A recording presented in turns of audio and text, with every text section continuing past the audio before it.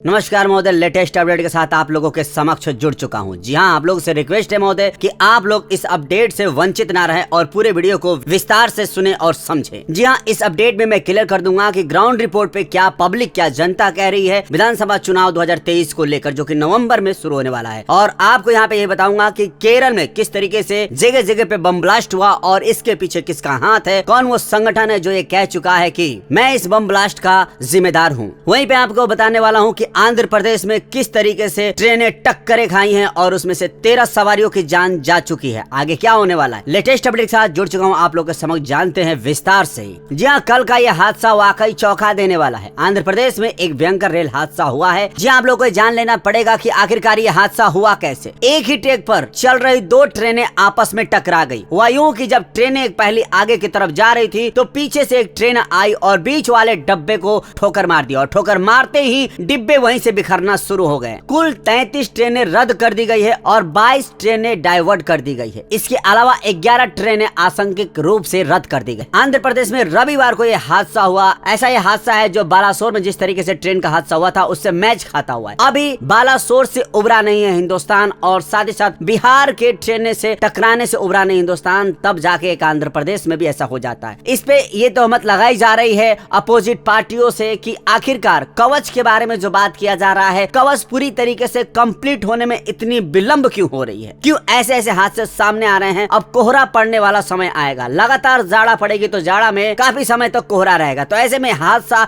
और ज्यादा बढ़ सकता है अगर इन पे ठीक से निगरानी ना किया जाए। चलिए दोस्तों, हम आगे की तरफ चलते हैं। फिलहाल आप इसके बारे में कमेंट सेक्शन में जरूर रखिएगा अपने राय को। जी हां दोस्तों, आपको बता दूं कि इजराइल और हमास में जोरदार टक्कर चल रही है और ये टक्कर में काफी लूज है हमास। आपको बता दूं कि गाजा में कब्जा कर चुका है इजराइल। आपको क्लियर कर दूं कि हमास के समर्थन भारत में भी है और भारत में ये भी कहा जा रहा है कि केरल में यहूदी लोग रहते हैं और यहूदियों का एक चर्च है जहां पर लगभग 2000 यहूदी अपना प्रार्थना प्रेयर कर रहे थे। वहीं पर लगातार वहां पे बम ब्लास्टिंग हो जाती है और बम ब्लास्टिंग हो जाने के बाद हड़कंप मच जाता है। हड़कंप मचने से ये साबित हो चुका है कि वहां पर बहुत ही क्षति हुई है, काफी लोग घायल हुए हैं और कई भी मृत साबित हो गए हैं। ऐसे में कहा जा रहा है कि हमास का कनेक्शन जो इंडिया से जुड़ा हुआ है, उन्हीं के आतंकवादियों ने ये ब्लास्ट किया। मगर एक सामने बहुत बड़ा चौंका देने वाला खबर आया है। वो खबर ये है कि एक पर्सन ने अपने आप को ये साबित कर दिया कि ये बम ब्लास्टिंग में मेरा हाथ है। जी हाँ, आपको बता दूं कि ये भी उसी धर्म से आता है जिस धर्म से वहाँ चर्च में प्रेयर और प्रार्थना होती है। उसका कहना है कि मैं आगे आपको उनका नाम बताऊंगा। फिलहाल उनका कहना है कि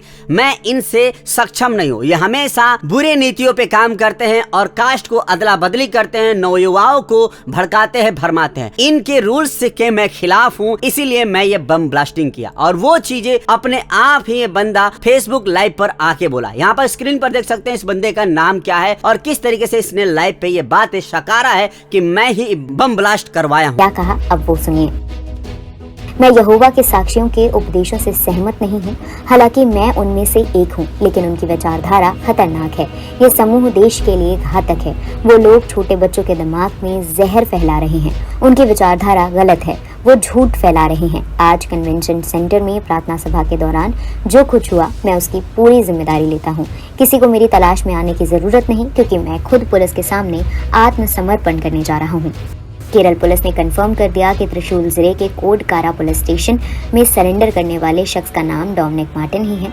उससे पुलिस हिरासत में पूछताछ की जा रही है। तो दोस्तों, आप लोग को अब लेके चलता हूँ आंध्र प्रदेश नहीं बल्कि उन 5 राज्यों के पास, जो 5 राज्यों में इसी नवंबर को विधानसभा चुनाव होने वाला है। और इस विधानसभा चुनाव में लगातार पार्टियां अपने अपने मोर्चे को खोल रही है, अपने अपने लिस्टों को खोल रही है कि हमारे यहाँ ये कैंडिडेट है। बट आपको यहाँ पे क्लियर कर दूं कि ऐसे में टकराव जो है दो ही पार्टियों में नजर आ रही है, बीजेपी और कांग्रेस। जी हाँ, वहाँ पे भारत जोड़ो अभियान को लेकर सड़कों पे उतरे राहुल गांधी अपने आप के सैलाब के साथ चल रहे हैं, तो वहीं पर हमारे माननीय पीएम नरेंद्र मोदी जी का एक जुलूस महासंग्राम रैली शुरू होने वाला है। इसी नवंबर में देखेंगे कि भव्य रैली जन जन तक पहुंचेगी और ये सैलाब को तोड़ते हुए, चीरते हुए बहुत सारे सैलाबों का कारवां को अपने साथ जोड़ेगी। तो जी हाँ दोस्तों, ये जो टक्करें हैं, टक्करों को देखा जा रहा है, जगह जगह इन दोनों पार्टियों की रैलियां चल रही हैं और जब ग्राउंड रिपोर्ट पे रिपोर्टर जा रहे हैं और अपने अपने क्वेश्चन को रख कर लोगों से आंसर लेते हैं, तो वहाँ पे यही बातें चल रही है कि कहीं ना कहीं से बीजेपी को इस बार